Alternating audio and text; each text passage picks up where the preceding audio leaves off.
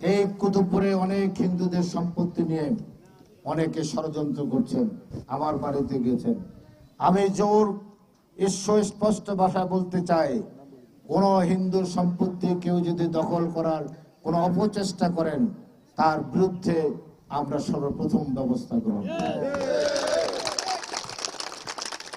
71 সালে শতকরা 95% হিন্দু ভাইরা এদেশ থেকে রিফিউজি হয়ে চলে গেছেন, তাদেরকে ফেরত এনেছেন জিয়াউর রহমান।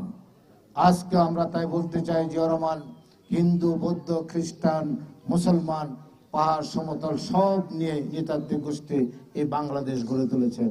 আমাদের প্রিয় নেতা 17 বছর নির্বাসনে থাকার পর 17 মিনিটের একটি বক্তব্য দিয়েছেন কোটি মানুষের সামনে।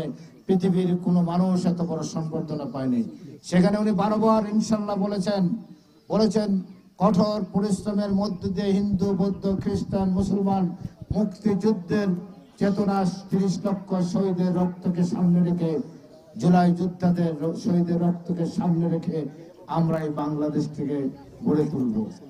তারপর পরিশেষে উনি বলেছেন ওনার বাবার মতো মদিনার সনদের ভিত্তিতে, রসুলের ন্যায় বিচার ভিত্তিক সমাজ ব্যবস্থা আমরা বাংলাদেশে গড়ে তুলব। ঠিক কিনা?